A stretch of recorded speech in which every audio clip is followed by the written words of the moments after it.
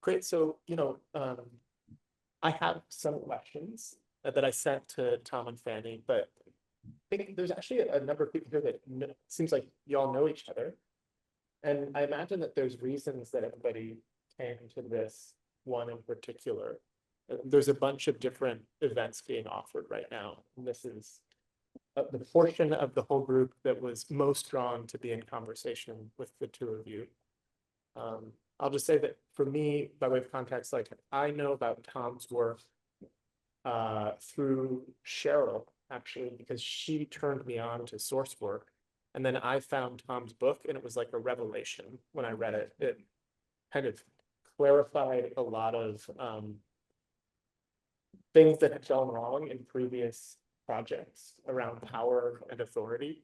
And it actually was a very moving experience to have somebody write about basically clarify how messy things, why things got so messy in other projects. And it felt like I could let go of a lot of past, trauma is a strong word, but trauma related to trying to do transformational work in the world. And so, yeah. And then Fanny, as I understand it, kind of brought more of a gender dynamic perspective into relationship with the source work.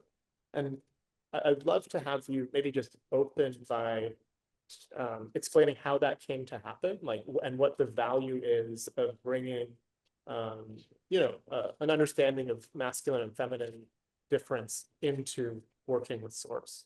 I'll come maybe just let you two rip off of each other to just open up the space for us to explore together. Sounds good. Really good to be here with you guys. Do you want to say something, Tom, or should I dive in? No, the only thing I was going to say is you should definitely dive in first, because it was Fanny who really spotted this link. So yeah, you go for it. Yeah. So I got interested in like new paradigm organizing, both like business but also societal level, quite young when I went to Art of Hosting in my early 20s. I also had it started to quite big organizations during my time at university that were self-organized. I didn't know that was a thing when I did it, but I found out afterwards that like apparently this is a thing. And I got really touched and just felt a deep calling for that work. And then quite soon after, Tom and I met on like one of the first forums around when reinventing organizations just came out. And I actually posted a question about this initiative that I had started, and Tom answered with like the source perspective. And it just, yeah, just like you, Daniel, like I felt really touched, and it just explained so much of the tensions and why things worked when they did and why they didn't work when they didn't. And then I, after university, like dove really deep into this like progressive leadership world, both in the business world, but also was in a bit of in politics, and saw a lot of really fascinating work being done, but always like had this feeling like there's something we're not getting yet about this. Like it feels like there was too much tension. It was really difficult to make it work in practice. Like theories were all really beautiful, but I kept seeing again and again like the practical attempts failing in different ways, either directly or after a while. And then I had a friend and a kind of mentor called Louise Alsen. And after, I don't know, a year of knowing her, she started talking about the power of female sexuality and how important it is for women to connect to their sexuality. And she calls the female sex the jewel. And I came from engineering, had only been with Ben, had not really, not thought that much about gender, come from Sweden, where like the whole story of like gender is only a social construct. And I kind of like bought into that. And also I've been a lot in the queer scene in Sweden. So I was like, I thought she was really wise, but I was like, the fuck is she talking about? Like this, what would my like jewel have anything to do with like leadership or like, I'm like, you're really wise, but like you're off on the deep end. And I was like, I don't really know if it's I don't understand or if I just think that she's bonkers, like that's where I was at.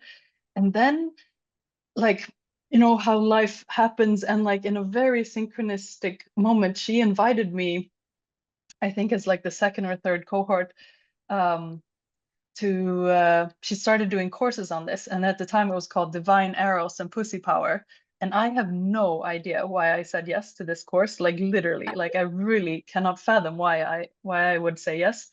And then I did, and it was like, I mean, also just like when I got to know the source work, but this was almost maybe even deeper. Like I just got so touched to the core of my body. And I got this huge bodily knowing of like this like eros, this feminine eros is so key to what is missing in these progressive circles.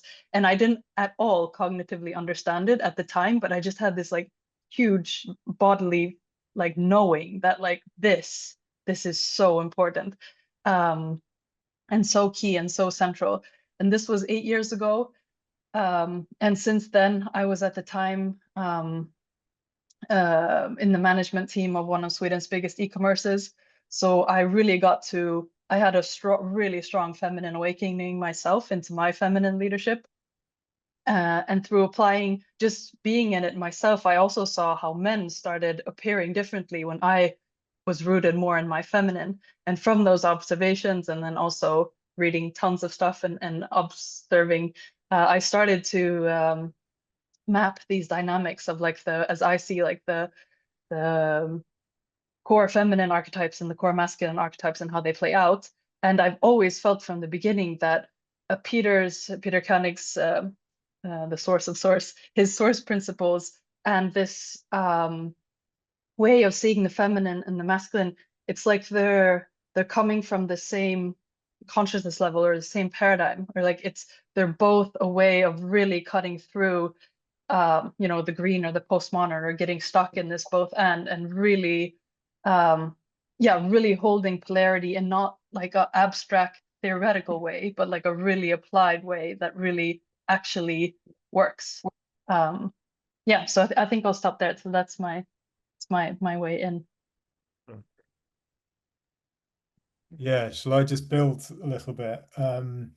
So I think if I'm really honest, when Fanny first started talking to me about this stuff, I can't actually even explain rationally and logically why I felt it fit. It just deeply in my own body just said there's just something really true here. So I know that's probably a really unsatisfactory answer, that I should be able to really kind of define it and pin it down, but I don't think I can. And I think part of it is probably just because of the woman that Fanny had become through her own feminine awakening. I remember you joking years ago, you were like, I seduced you, Tom. But you mean that, in a particular way. And maybe that's true. And it's fun to think that maybe that was what happened. But certainly starting to then sense make and filter some of the source cases that I was really interested in. So at the time I was writing the book was that time when Extinction Rebellion was going through that huge, massive growth, and I wrote a bit about that in the book and wrote about the source there, Gail Bradbrook.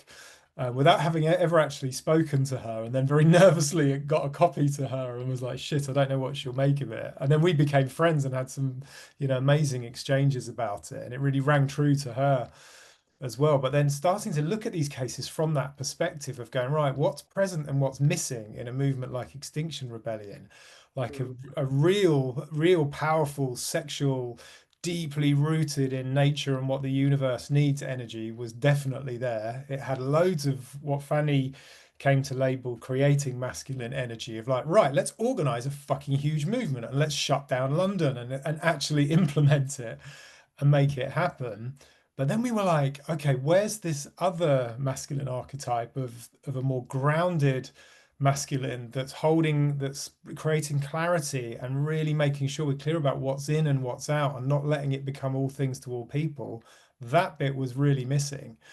And that explains so much of why that movement was so successful in some ways and kind of imploded in other ways. So it really started to make sense, and we've got, other stories of different initiatives and sources that we've worked with both together and separately. So it just rang true with my own experience. And then I think as well, just one more thing I'll add, I think I always think of your friend Eric, Fanny, when he just said on that podcast with Lavisa once about what it's like when men are in the presence of like this really awakened feminine, and he just said it just somehow brings out the best in me or in us.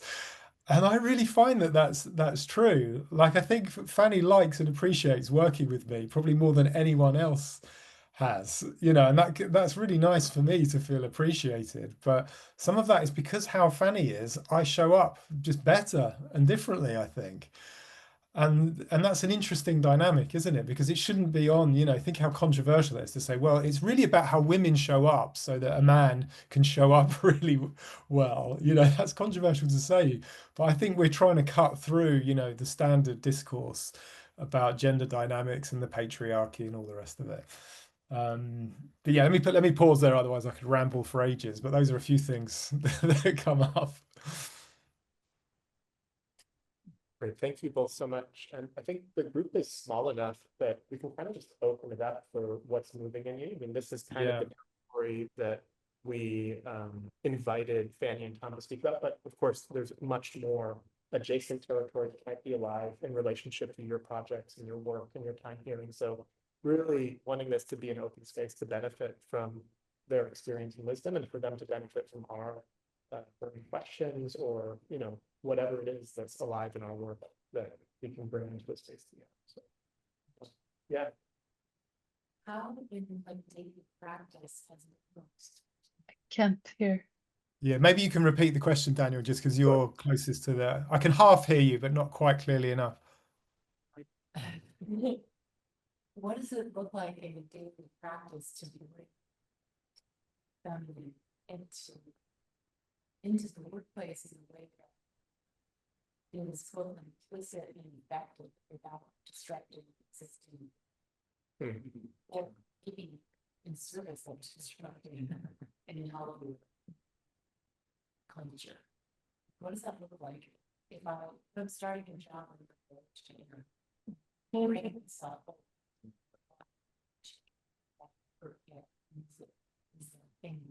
I'm not sure we can you hear well enough? Yeah, so so maybe it's how does one, or what does it look like to bring the awakened feminine into the workplace?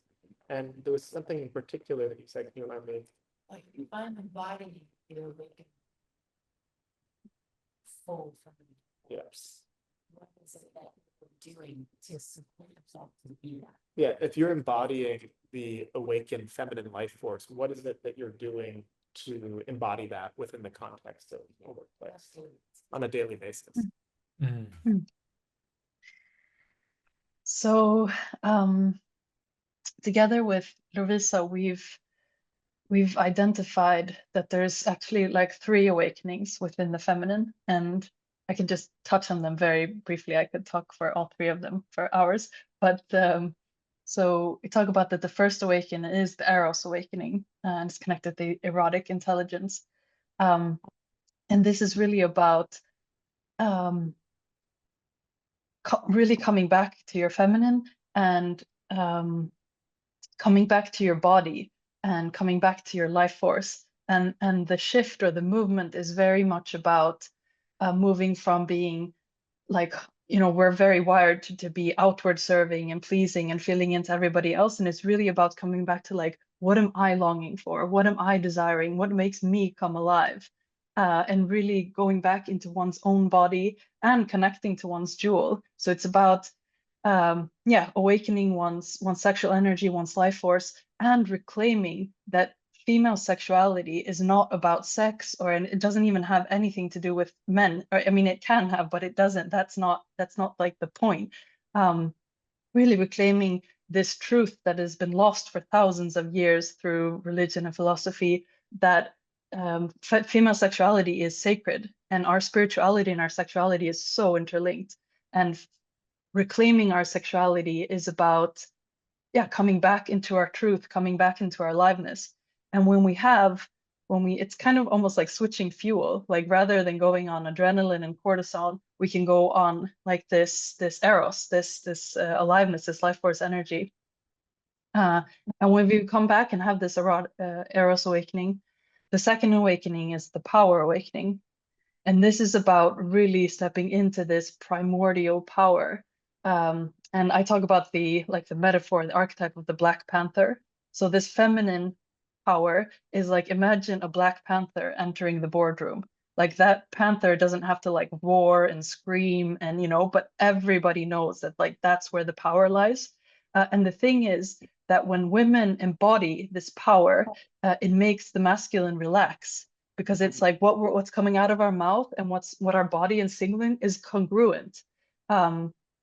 And again, what Tom said, it brings out the best in men, and especially with the creating masculine. And like in a business, I'm very much from the tech world. Like there's a lot of this creating masculine is executing masculine, and especially to meet the creating masculine, which is important in the business world. Like if you don't have this Black Panther power, you'll just get really confused. And if you try to go into this power awakening, which is about, it is about aggression in a sense and fierceness, but if you go into that without having your eros awakening, you'll just go into this kind of destructive anger that we also see a lot from women. And it becomes this shadowy anger rather than just really solid, empowered. Because the thing is, like, if we have not come in contact with this eros awakening and realized like the true power and sacredness of the feminine, of course we're going to feel like intimidated or inferior. But if we understand our own power and our own nature, and from there step into this fierceness, it's a completely different dynamic. And then the third awakening is this mystic, is the mystic awakening, which is this deep feminine ability to feel into like the mycelium under it all and really understand how everything is interconnected. But if we don't have our eros with us and our power, it's going to be too much to take in all this vastness of life. Like we really need to have built up this power in our bodies first. Otherwise, we're really not going to be able to navigate that spiritual power of the mystic awakening. So that's kind of the frame. And to your question of like what the practices look like, so I've had a daily morning practice was really about asking myself, like, what is it that I'm desiring? What is it that I'm longing for? Like, what do I want? What makes me come alive? I do dancing. Dancing is it's like these embodied tantric breathing exercises, breathing life force energy into your body. Bragging among women is great, to create this like sisterhood where we just make each other bigger. And I mean it's a whole path of work as well, but so that was some taste of the work.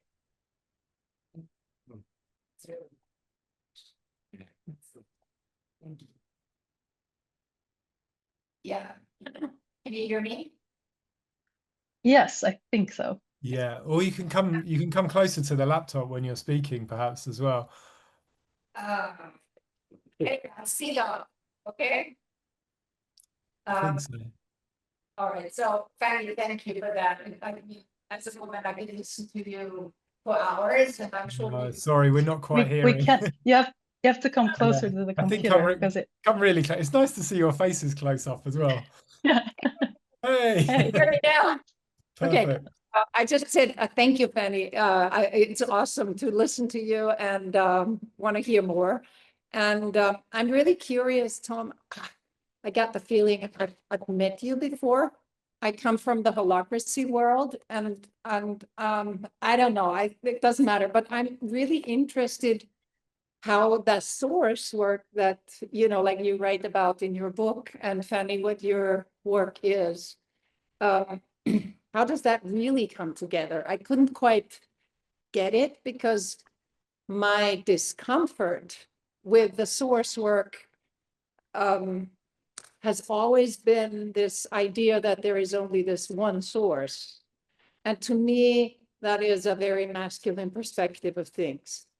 Now, that might be right or wrong or whatever, but it's just my sense that this is the hook of modernity to say, okay, well, there's this one heroic thing where everything comes from. So how does your work, Fanny, and your work, Tom, how does that actually really come together? That's my question.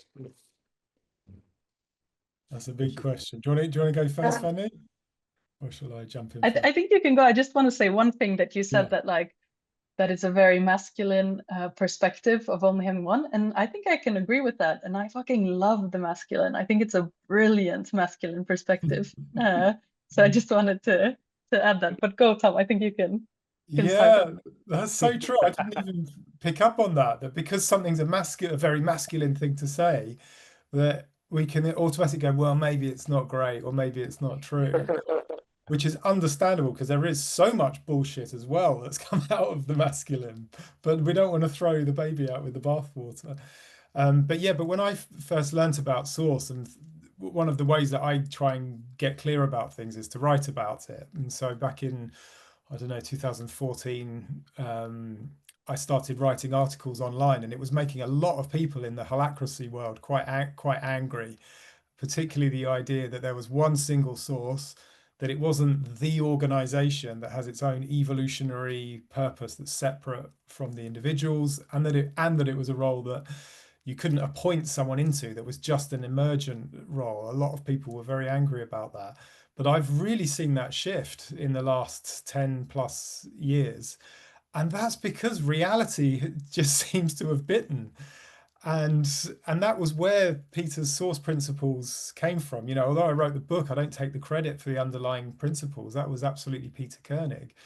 And really what he did was just clarified some principles that seemed to have been around all along. It wasn't a new methodology, the way holacracy was like a new framework for organizing. But we've just seen in the last 10 years so many of these well-meaning collectivist systems really struggle, you know, and I think that was part of what you were speaking to in your intro, Daniel. And it was part of what drew me to the source principles, because I try to run a company based on very democratic principles, going, well, it's not so important, I'm the founder and I don't want anyone to call me boss, and you know, all that good collectivist stuff. But eventually you just start to see that there is actually one person who's just very naturally holding the creative authority for the thing.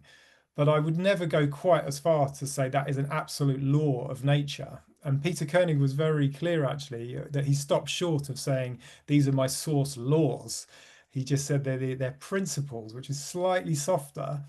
And we do hold it, you know, very firmly, and that it stood up through the test of time and through many cases, that it just seems to be as true as we can understand right now. But maybe someone will prove us wrong at some point, and we should let go of the principles and move to something else. But I wouldn't do it quite yet. But I think there's an important, you know, both and here as well, is that in every creative initiative, we see that there is a clear source hierarchy. There is one individual who is the global source, and then there are their specific sources who are holding parts of the whole. And at the same time, there is, of course, the mycelial network underneath it all, and that everything is connected and everything is networked as well. And we can obviously get into the fact, the delusion of the sense of self, and we aren't even individuals anyway, let alone one person being a special individual. I think all of that stuff is true, but it's part of the human condition that we do go, well, there is a me and a you. I can inquire into like Fanny as a unique entity, whilst also recognizing that we're not completely separate either. And so I think being able to hold that paradox of separateness and of separateness and interconnectedness is really important, because I think we get a bit stuck and very confused when we only have one or the other. So to your points about modernity, so modernity was only about the hierarchy and the separation, and it was really missing the interconnectedness. But then we see people swing to the opposite extreme because they've seen the problems with modernity. They're like, we should not, there's no I, there's no individuals, everything is just networks. And that misses it as well. So what we're trying to do is not just find a happy middle ground, but actually fully integrate both ends of that particular polarity. And yeah, and hold that and work with a very clear individuals, on a hierarchical visualization. As you probably know, I like visualizing it in nested circles with one individual's name next to each circle. And we can also hold that, yeah, actually at a deeper level, that dissolves and that we are all interconnected. So hopefully that goes somewhere. Fanny, I'll let you build on that, but then we might need to add a bit more to make this a bit more practical as well. Because I know you asked, how do you actually do this? But yeah, Fanny, what comes up for you? Yeah, just, I mean, bringing in the masculine feminine angle on this, like as I see it, the source principles are in a way maybe leaning a bit towards the masculine, like, or I would say it that they're principles of how you can create masculine clarity that is in deep service of eros and aliveness and what really wants to emerge. Like that's how I see it. So in life force leadership, the approach that I've created, it's the feminine, the holding masculine, the creating masculine. So it's eros, clarity, and action. And to me, the source principles create clarity and action that are in service of eros. Like that's how I see the masculine and feminine connected to the source principles. Briefly, I mean, I could of course expand on that a lot. Yeah, exactly. And just to continue building, so one of the central practices of working with source, when you're actually really at the coalface and trying to build an initiative, or as an external advisor trying to intervene and help, is to map the creative field. So to map a big circle that represents the global source and their vision, and then all the smaller circles nested within it, and it's very clear at each level who's the source of what. And that creates so much clarity. And even just the practice of mapping, we found, makes accountability go up a notch, reduces confusion, reduces the need for quite so much formalized governance like you see a lot in holacracy. Because I think, holacracy's answer to things is create the governance. It's like a big long constitution document and governance for all of the circles. And what people who are working with source find is you just need a fraction of the amount of all of that stuff, because you're naturally acknowledging, is this my thing or is this your thing? And it's not who's been voted into a particular lead link role or anything like that. It's just, did this come from me or you? And if it was from you, what were you really longing for? What's this really all about? And how can I serve that? And if we do that, we don't need quite so much governance. In fact, we might need dramatically less. So the mapping practice is really central to it. But then what Fanny and I discovered, in fact, it was more a client of ours discovered, we should probably give her credit for it, is that, as Fanny says, that mapping practice, there is something quite in the masculine of making it all really clear and really separate. And that doesn't make it good or bad, but it just is what it is. But what one of our clients did, who had connections to real indigenous wisdom, so she's from South America, and separately to the source mapping, had done some real sort of medicine wheel mapping. And it was very, very visual. It was aesthetic. It was artistic. It really got across kind of like the feeling. It wasn't just in the logos of what was being created. And having those two things side by side was really powerful. Because if you just say, well, this thing is just represented by this diagram in circles, you're clearly missing something. But also, if you only have a picture, and it might be a beautiful picture that's really evocative and speaks to our soul, but then it's like, yeah, but who's actually really in charge of what? You need both. So that's part of how we work with both of them together. But yeah, go ahead, Fanny. And not trying to do both in the same picture, which is also a very common mistake, like trying to fuse the masculine and the feminine when they're actually very different. And it's the creative tension between the masculine and the feminine, like having these two images side by side, like, whoa, that creates a really exciting field. But having like a map that has all these images in it, so it just gets really confusing, or a beautiful image that you like create a hierarchy in, like that, to me, that becomes a really clear example how we should not try to do both at the same time. And that's why it's so beautiful that we're different, because we complement each other.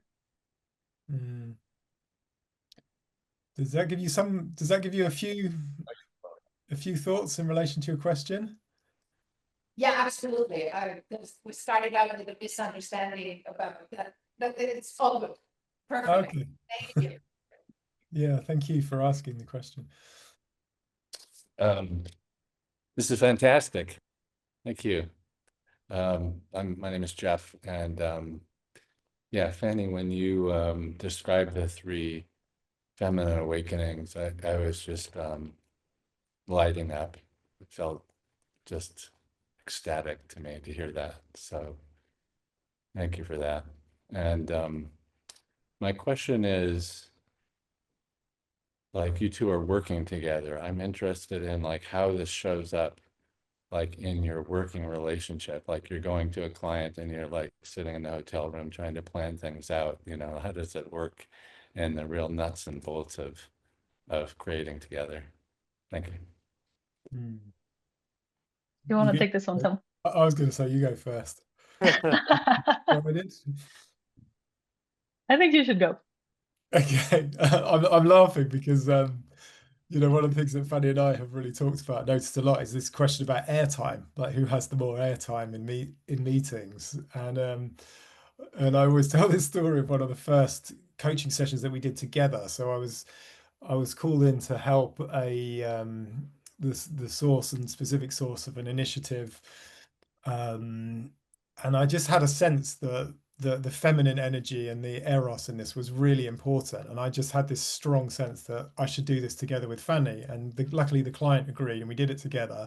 So the first coaching session we did, where it was Fanny and I working with the client, at the end of it, I said to Fanny, "Oh, I've got this uncomfortable feeling. I think I was doing like the man thing of doing almost, by far the majority of the talking, and it's really important that airtime is shared equally."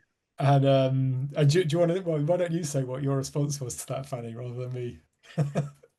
Yeah, so the thing is that like I thought it was an amazing coach session, and I find it so relaxing when Tom is the one. He very clearly goes into the holding masculine, so he's holding the structure, he's holding the flow, and what that allows me to do is just like really, I can just really like sink in to this like mycelium and just like listen to the tiny things that are being said in between, and I don't have to have the pressure of like keeping the agenda, keeping the structure, knowing where we're going, which Tom is like fucking brilliant at also, which means that I can like deeply listen. And I said maybe 5 things, but those 5 things would have never surfaced if somebody wasn't listening the way I was able to listen, because Tom was holding holding the call.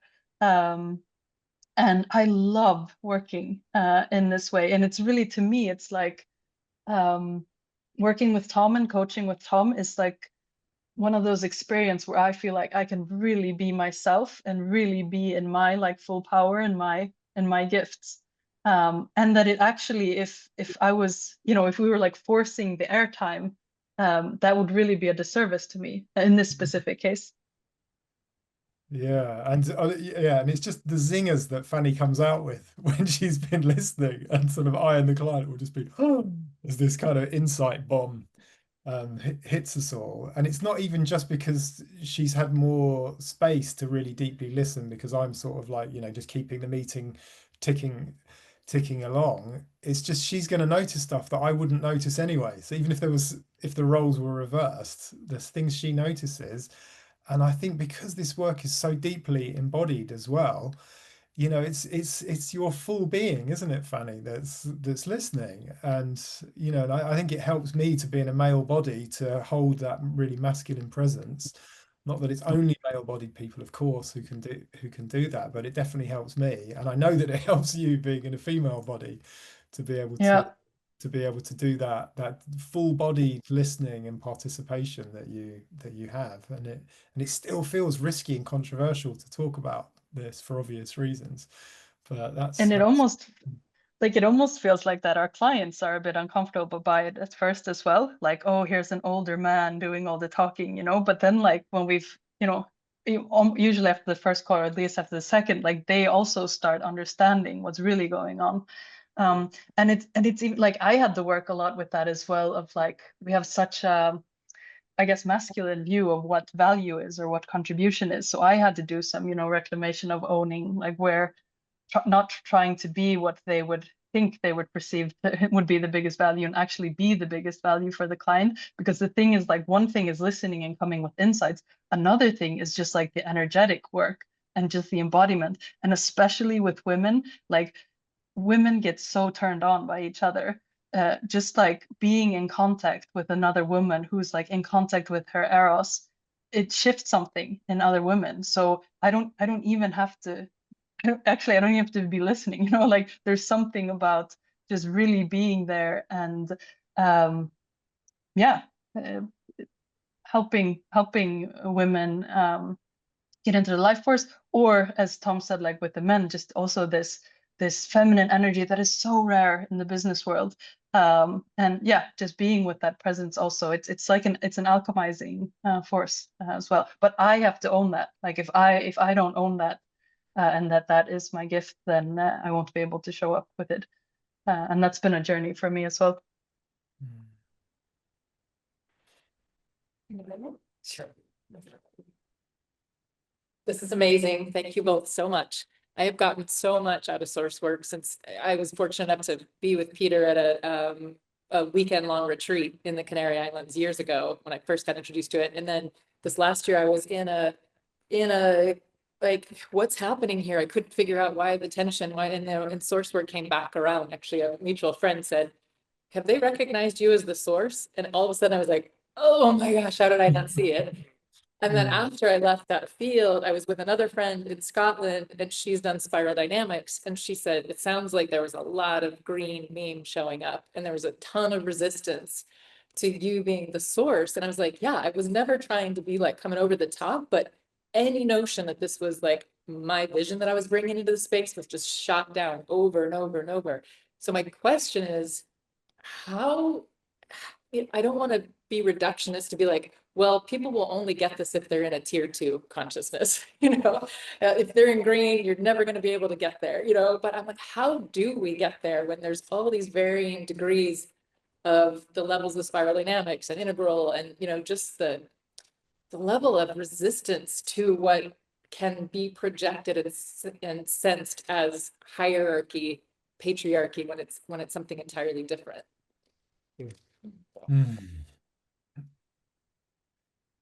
Who's going first? I think you should go. Okay. Yeah, I think overall my experience has been that it really rings true for people when their existing worldview or level of consciousness or whatever we want to call it just doesn't fit anymore. That was my experience with a lot of the teal self-organization holacracy kind of people. There was still this, although they were talking about being next tier, there was still this big bias towards like orange is bad, green's much better, but we're just trying to do a better version of green, if they're really honest. And I think I was surprised by it when I first learned about Source in 2013. I just thought this is so obvious and helpful. Everyone's going to agree. And I was really surprised when I started telling people about it and the polarized reactions to it. I was like, wow, this is, yeah, some people really do not like this and are not willing or ready to hear this. And I think it's because of the journey that I'd been through. It's not because I'm some super conscious being, but I'd really tried to deny my role of Source and saw how that worked out. And so I had nowhere else to turn but to go, maybe this was actually on me. So I think people get to it when they're ready. And generally speaking, the clients that I work with tend to be more experienced founders. So the ones who've been through, experiences like you've had, Holly, where you've, been in the role and there's been confusions or difficulties. And then, and the same for you, Daniel. And then eventually you learn about Source and you're like, of course. And it's like coming home to something. It's like, this rings true. And, a few other things to say is that, one is that on that spiral dynamics integral model, it's always positioned that green is higher than orange. But there is a school of thought that, and Peter was very tapped into this, many years ago, that actually green and orange, you can see them as being on the same level. It's actually just a polarity. Because what they're both looking for is this sense of justice and fairness. And in the orange sense, it's through individualism, meritocracy, competition, and on the green end, it's through egalitarianism, equality, and so on. But they're both looking for the same thing and getting stuck in that there's only one way of doing it, that there's this absolute sense of what fairness really is. And I think when I look at it in that way, rather than green being high, you can suddenly see why people get stuck. And also why you get these people who've had this hardcore orange background. They're always like, yeah, I used to work in Wall Street and I had the big career and all the rest of it. And now I'm just into cooperatives and sitting in circles. But they haven't actually leveled up. They've just gone to the other end of that particular polarity. So I find that quite helpful, but I think people level up out of it when they're ready. I think I had a thing when Reinventing Organizations came out. I thought when I was in the middle of the book, when he was talking about what was it, like wholeness and self-management, and I was like, wow, this is alive with Source, what he's describing. He's describing these initiatives, and each one he's naming someone like Jos de Blok or Yvonne Chouinard from Patagonia. And you think, oh wow, when I get to the evolutionary purpose bit, he's surely going to talk about Source. And then there's this complete denial of it. And then, and I eventually talked to Fred about it, and we kind of made friends, and I got him to come along to a seminar that Peter ran in Belgium, and he really got it. And I was going through his book at the time going, this bit here, this is where you got it wrong. You need to change this, Fred. And Peter was laughing at me, just saying, you need to let this go, because if he had have had this in the book, people wouldn't have been ready for it. They would have rejected it. They would have said, oh, you're saying one person's important. The book would have never taken off. And what Peter said was that book was perfect for getting, people in the green kind of world, or getting people who were stuck in orange to embrace a bit of green. And it did its job there. And now we need to take it to the next stage. I think these things do kind of come in stages, which is hard, and it's a real challenge when you've got to work with communities and groups where not everyone's ready to hear it. And sometimes it does cause big ruptures, and I think sometimes those ruptures have to happen. But it's a big challenge that I don't feel like I've cracked at all, particularly as the world's become so polarized. And the last thing we want is another polarization of the Source believers and the Source skeptics, and they all think the other is wrong and of a lower level of consciousness. So it's really delicate. So I've probably got more questions than answers about it, to be honest. But this is probably where this is one of the sort of the cutting edges of the work is right now. But yeah, Fanny, what were you gonna say? Yeah, I want to just Tom, did a workshop some weeks ago, and you had this brilliant sharing about abstractions, that like so much of our world is has been about creating abstractions, and Source is really about letting go of the abstractions and just looking at like what's really here, like what's really alive, what's really happening. And also in that, like as a source, to just really show up as a good source, like not have to convince people, basically. Like people don't have to understand you're the source, and they don't have to understand the source hierarchy. But if you as the source really are holding your authority and your role, and you're holding your field, people don't have to know or understand. That, with that being said, like if there's a lot of this like tense green, like you have to be a fucking powerful source to like cut through that, because I know the intensity of it. But then again, the question is like, why did you invite them into your field? Becomes another question then. And also, can you non-invite them? Because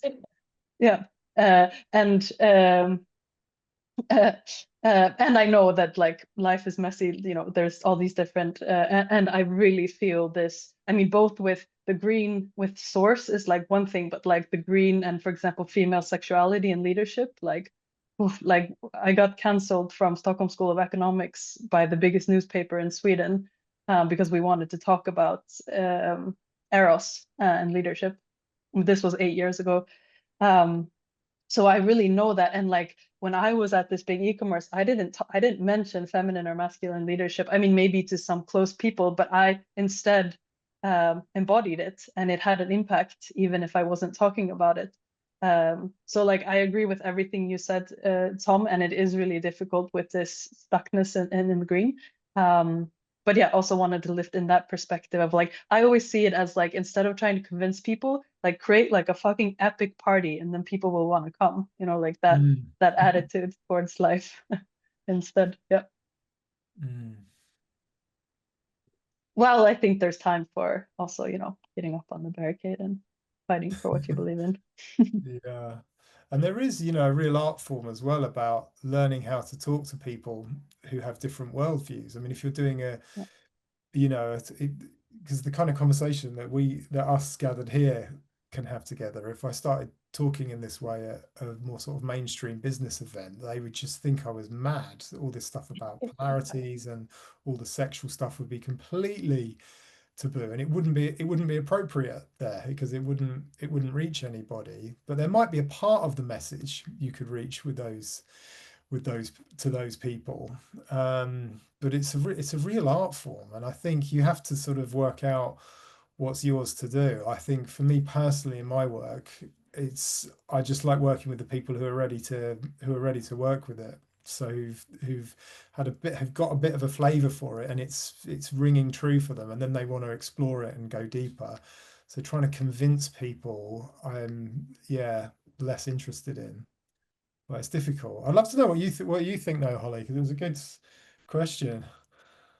Yeah, well, I think all of you raised the perfect points that pointed to what was happening. So I haven't had an experience prior with birth and Grail leadership where I had women who were like, I was like, oh no, I'm just one seat at the table, you know, it's all of us. And they were like, Holly, you got to step in and be like, this is what I want. I was like, okay.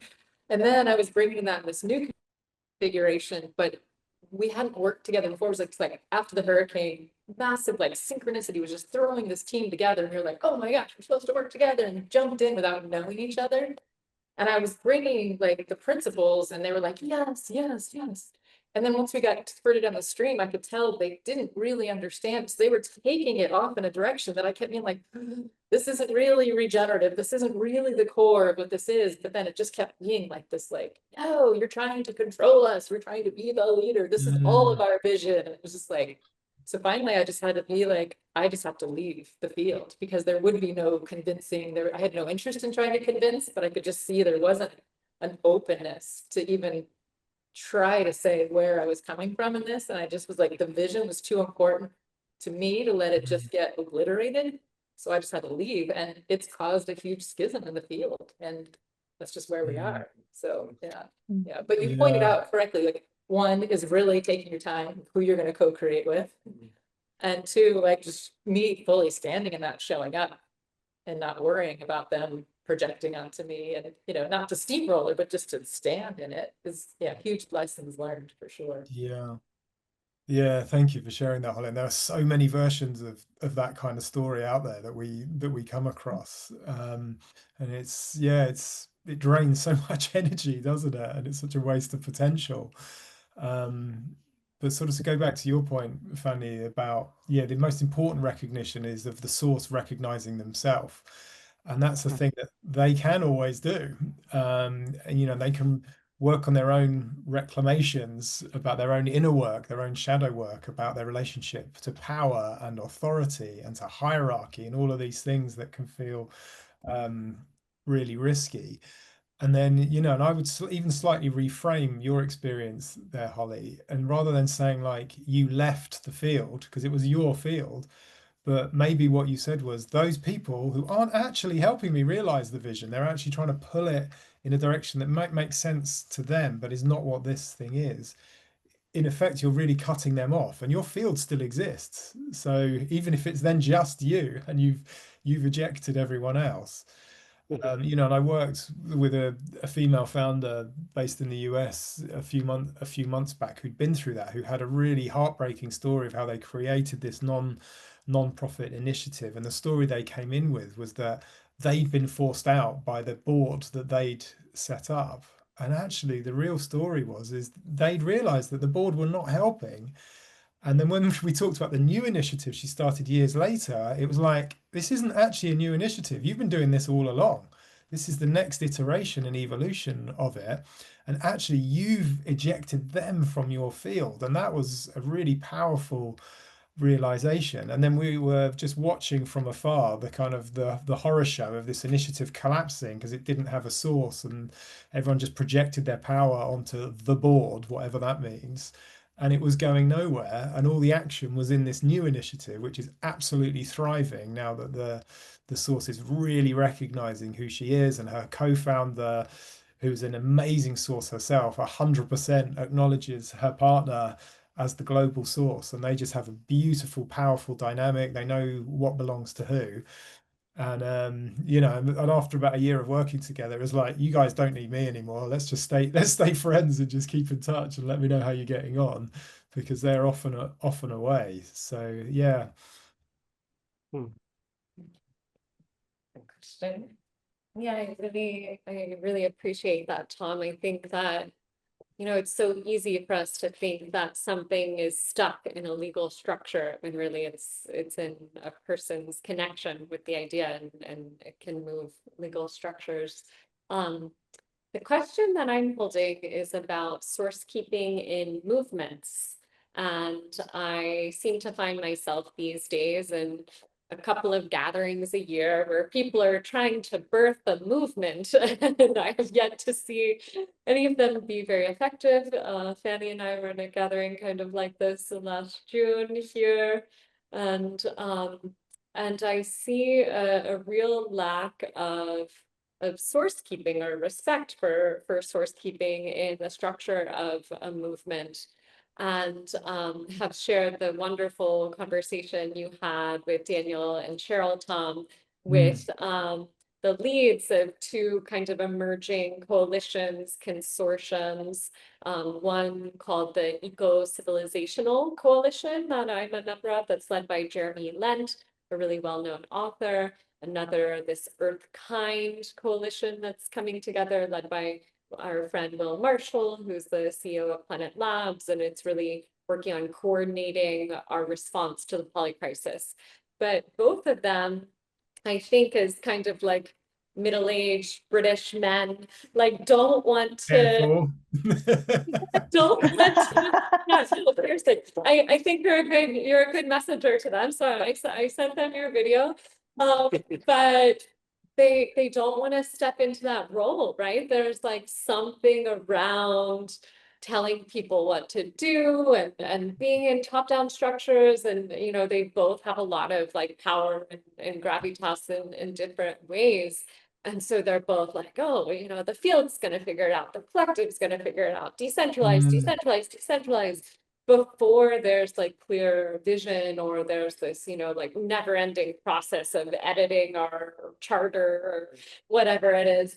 And I find it frustrating. And I guess I'm wondering a couple of things, like what guidance would you give to people trying to source a movement, maybe in a reluctant role, like you have a vision, you see a need for a movement, but you're like a little scared to step into that role and you know, be seen publicly as an authority figure.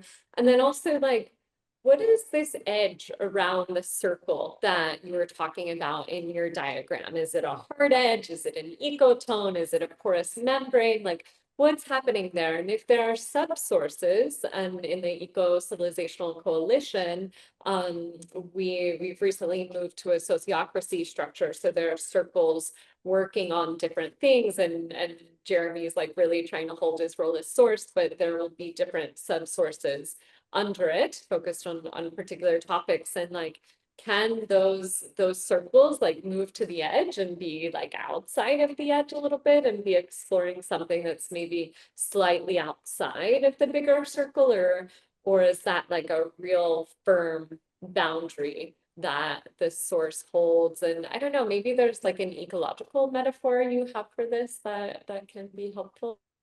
I'm wondering. Well, let's let the middle-aged British man give you all the answers. But there were quite a few questions all in there, and if I miss any, then we'll come back to them.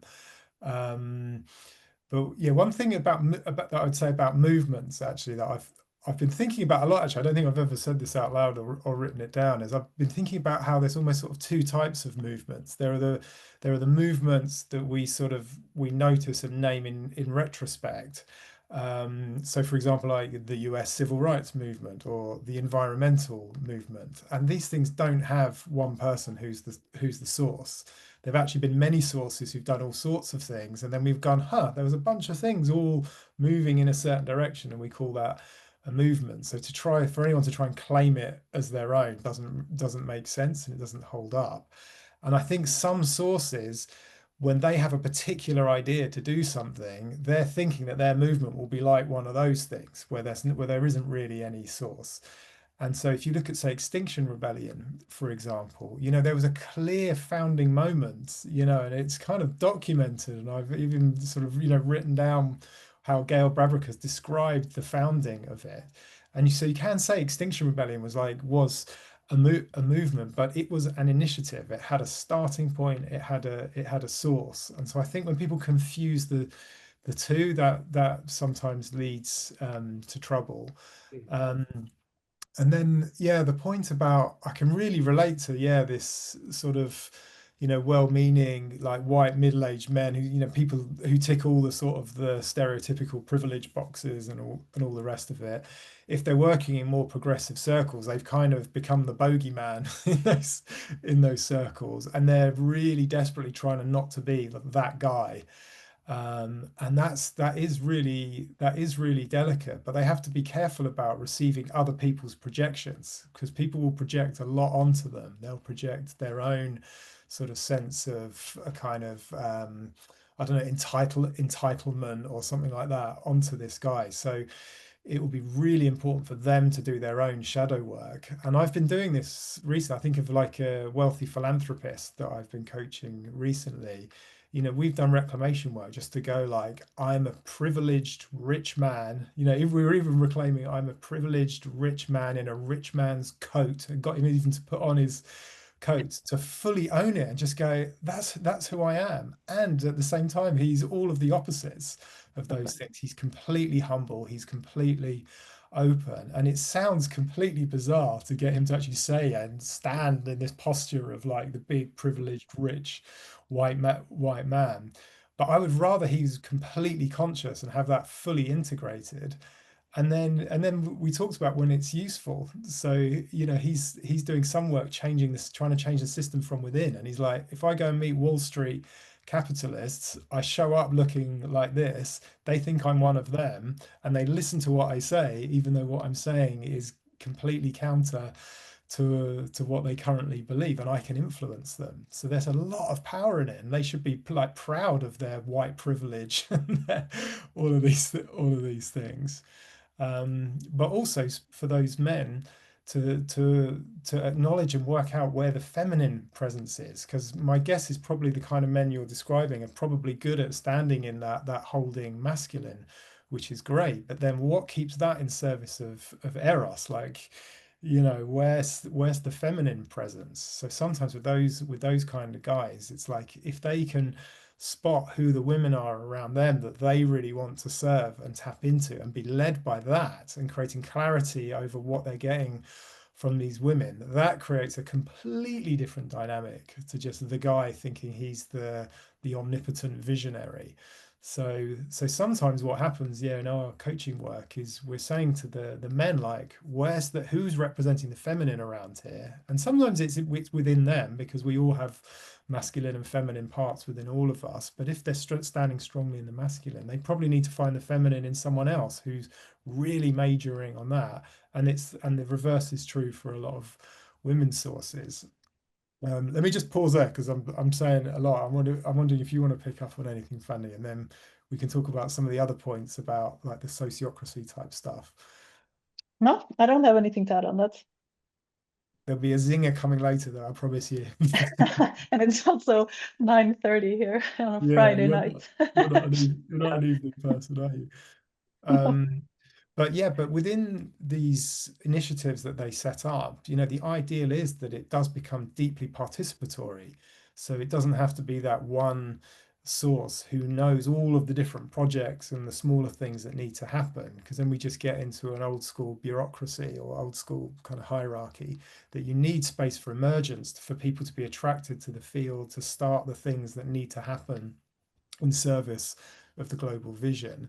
But there is a really important job to make sure that things don't drift over the edge of the global vision. And so this is, yeah, a really strict principle that whilst the edge is really porous, and it's actually really good to be, you know, inviting in diversity and different ideas, and to be constantly testing the edge and finding out where it is and letting it grow as people bring in ideas that help it to grow in unexpected ways. There does still need to be an edge, because when you get initiatives that are partly in and partly out, that's when things start to fall apart. And what you always need to be doing is get them clearly in or clearly out. There was the Extinction Rebellion example that I gave in the book, was where this just mistaken action in 2019, where some activists just kind of shut down the commuter rail network, but in a really poor part of London, where a lot of working class, poorer people were just trying to get to work. And then you just had these kind of like tone deaf activists who didn't read the room. And there'd been a lot of build up to that action, a lot of people saying, should it happen, should it not happen? And the edge was not held. That it was just like, well, it's decentralized. In the end, you do whatever you feel called to do in the name of Extinction Rebellion. And it set the whole movement back. And what it needed is for someone to go, if you're called to do that movement, then you have to do it, because that's your work in the world. So it's not to suppress anyone's source, but to say, to denounce that being done under the Extinction Rebellion name. And that was the thing that needed to happen, that didn't happen.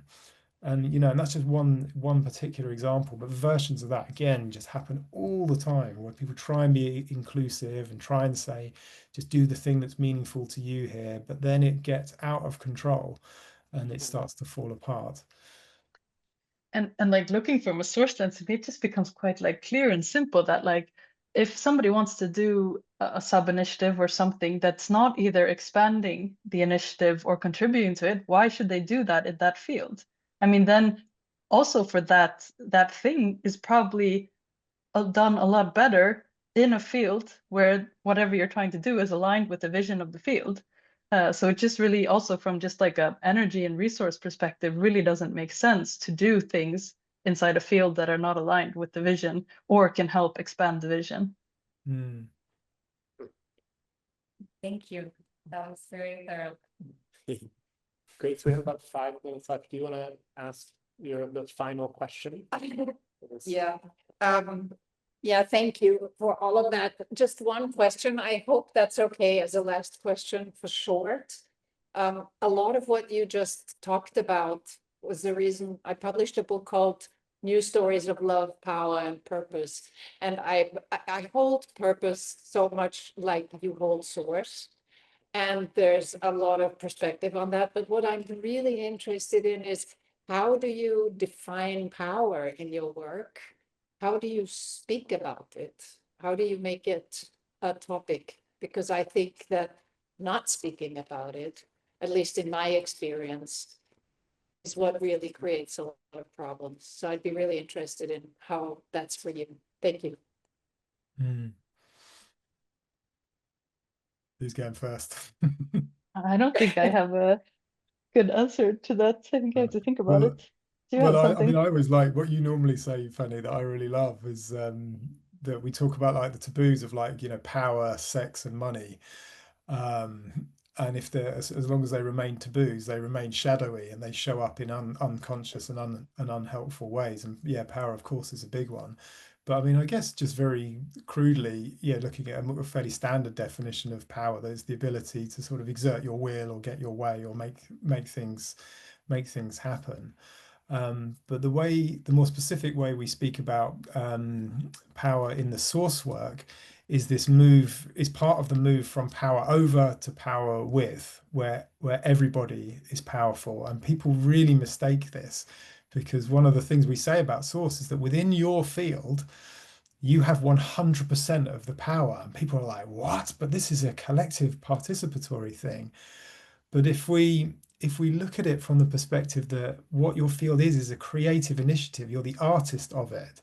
So as an artist, you have 100% of the creative power to know what your art is and to say what happens next. But what we're always trying to do is to not diminish anyone else's power. So a good source doesn't need to exert power over anyone. They become an attractive force where people want to participate. And if the thing that they want to do doesn't fit, then that person shouldn't be disempowered. They should find the way to live their calling in life as well. And so again, this is one of the sort of the funny paradoxes of working with source, that on the one hand, we have this very clear hierarchy of sources from the global source through all the specific sources. But from another perspective, we all sit 100% equally as sources, that we're all humans, we all have the power to have ideas and take steps towards realizing our ideas, and recognizing that is like absolutely key. And I think when sources have to use power over people, there's probably a weakness in their sourcing. But we also have to be really careful not to project our power onto other people, or onto other things like boards, or onto money, or onto shares. All of these things that are constructs that we think have all the power, that actually only have that power for as long as we all buy into this Emperor's New Clothes story that they have the power. But what happens a lot with really well-meaning sources is they go, well, I don't want all the power. All the power is shared. Like no one should have any more power. And they're coming from, there is a positive intention in that, because they've seen so much destructive use of power over, and all the the horrible aspects of patriarchy that I don't need to highlight for anyone. But then they think power is kind of bad. But what they accidentally do is, by not acknowledging their own power as the source, they make everyone weaker, because they don't allow anyone to be powerful in their field. And actually, you want everyone showing up as a super powerful source and being clearly in or out. And this can be really hard for people to get. And if you work with two co-founders who believe they've started something completely equally, and then you go, oh, you do know there's a hierarchy of 1 and 2, and you're the global source, you're the subsource. Obviously, it's easy for the number 2 to feel diminished, but that's a complete misunderstanding when that happens. And they shouldn't diminish themselves by feeling any less. And when you get used to this, and I think of all the initiatives that I get involved with, like the online course that Nadia Taranchevsky and I made recently. One of the first conversations we had, I just said to her, you're the source of this. And I 100% acknowledge that this is your thing and you've invited me. And I just want to help you be clear about what your vision is. And I want to participate as much as I can to the extent that it's really meaningful to me. And we both had tears in our eyes at the acknowledgement. And for me to feel like I was somehow made less, to go, well, we're not just co-creating a completely shared vision. It's like there was no need for that. It was like, I see you, I see what you're trying to do, I see your longing, and I want to help. So yeah, that's some of how I see power. Does that resonate?